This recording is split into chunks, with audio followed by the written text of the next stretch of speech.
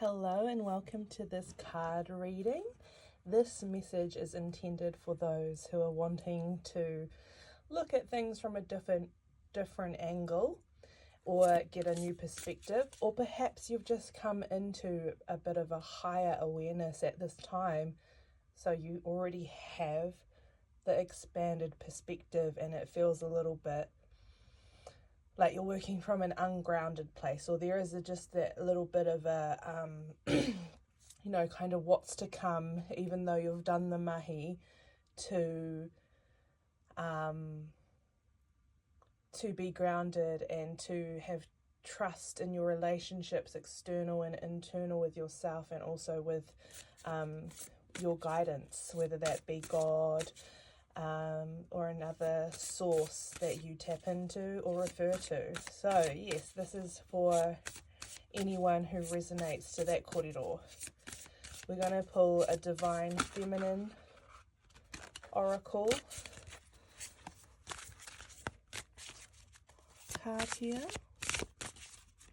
So let's see what we get.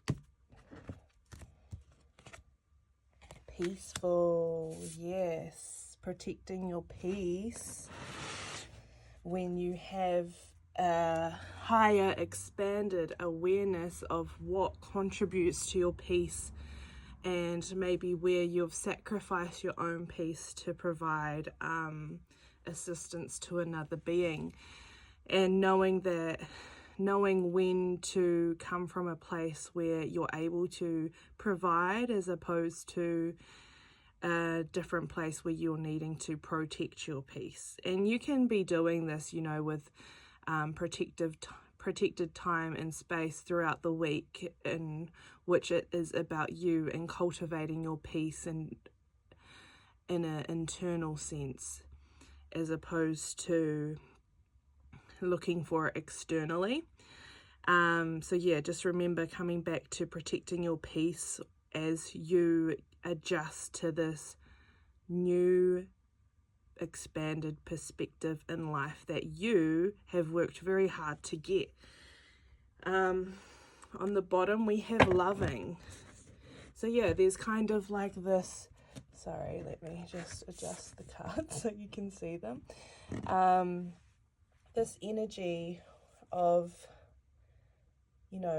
moving from conditional love, where you helped people because it gave you peace, because you could relax once people around you were feeling better, but it got to a point where you couldn't relax at the end of the day because there was something missing, and you've kind of figured that out.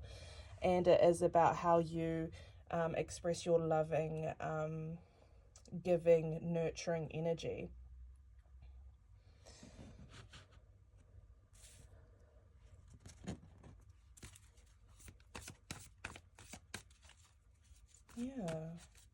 Shedding old skins of being kind of like having that idea of being so loving in a generous way that eventually you needed to see that there needed to be more love coming from yourself to yourself. I feel like maybe there was a bit of a mindset that was holding you back, and like you'd hear people going through things and you'd want to wonder how you could help them or heal them, or just make them forget about how awful things are for them at this moment. That isn't a habit to, see, Six of Pentacles just flipped out. That's not a habit that is going to serve your highest good or the highest good for anyone in that situation. We got to let people learn the lessons that they signed up to experience. So this is the clarifying tarot card here. We've got the Six of Pentacles, which is about giving and receiving, and knowing when you're giving from a full cup versus when people are maybe taking advantage of that loving place that you do come from, because it has taken some burden burden off them, but it's also taken like responsibility off them, which wasn't your intention.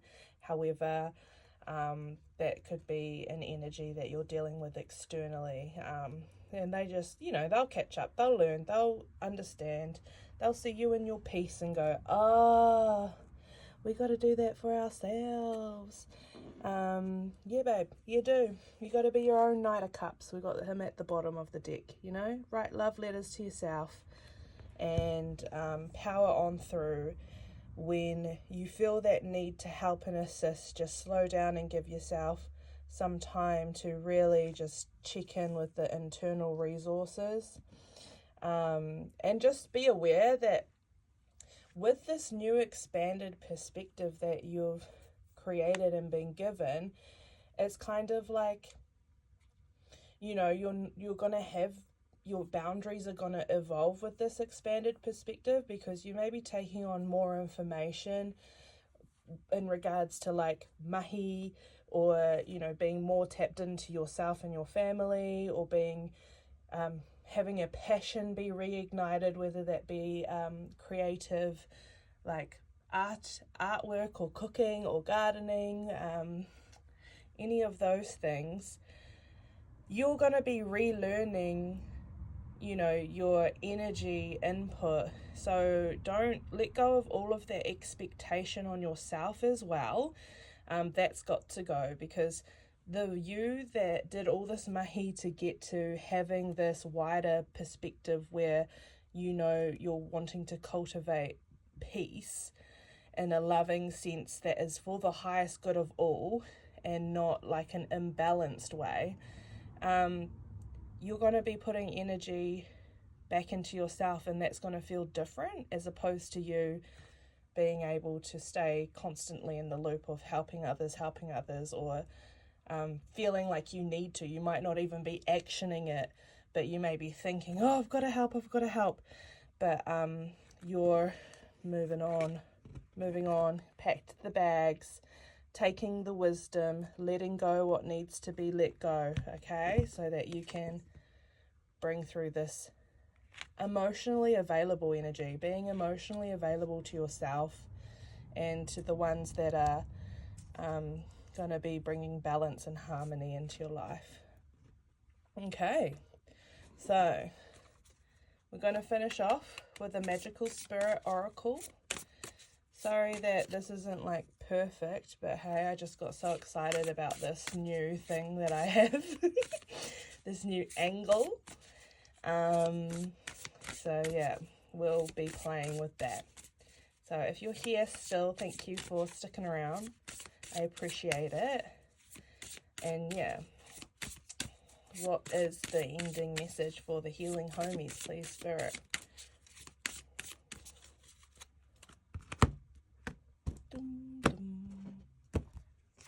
We have number 36, the Seeker. All-seeing eye, spirit, and release.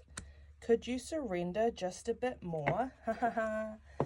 That's funny, because we were talking about how you've been working on surrendering and having more trust in your guides, or what guides you internally and from your heart space and your soul space, whatever relates to your highest path. And they're like, can you surrender even more? Yes, you can, because there is like that purge that happens after you started working from a higher perspective. So things may have been coming up and you're like, bruh, didn't I like get rid of this? They could be hanging around because there's more to learn or understand from a loving point, as opposed to a frustrated, I've done my mahi point kind of thing. You know, like meet it with love and peace, whatever is hanging around at the moment for you. Okay, I'm going to read the ending oracle for us now. So we got number 36, the Seeker. All-seeing eye, spirit, release, and analytical. Affirmation spell. I surrender to the divine. The third eye does not look in order to see. Instead, it feels and knows. It is the most mystical of all spiritual symbols and is the seeker of our world, the part of us that brings us to higher understandings and connects us with the divine, if we allow it to. The seeker archetype is the cloaked being who can travel between realms, the one who uncovers universal magic and mysteries, the finder of Atlantis in the sea, the opener of ancient books even when the world tells them not to. They travel to forbidden and uncharted lands when others are too fearful to do so. Ironically, our human nature and our own two eyes can often get in the way of our seeking. Part of learning to see with our third eye is actually to close our own, to get out of our way of boxed-in thinking, rationalizing, and over-analyzing. Reason and logic are not what carry us to magical realms. It is surrendering to spirit and quieting our mind so we can open up to the mysteries. The one who learns to see does it by using their third eye connection with spirit. Notice that the goddess in the artwork is crying. She cries tears of awe and wonder at what she is seeing. Her third eye, wide open and looking toward the heavens, is symbolic of the heightened understandings and awakenings we are capable of receiving. A release, the tears flowing downwards, allows for the rise, the third eye seeing upwards. Observe how the goddess becomes the horizon. She is the rising sun with a renewed sense of optimism for life. The sun is within her mouth as though she will speak, express, or sing about her powerful experience. That surrendering and releasing, rather than controlling and consuming, was how she achieved it. She asks you, could you surrender just a bit more? All right, I'll leave that there for us healing homies. Thank you.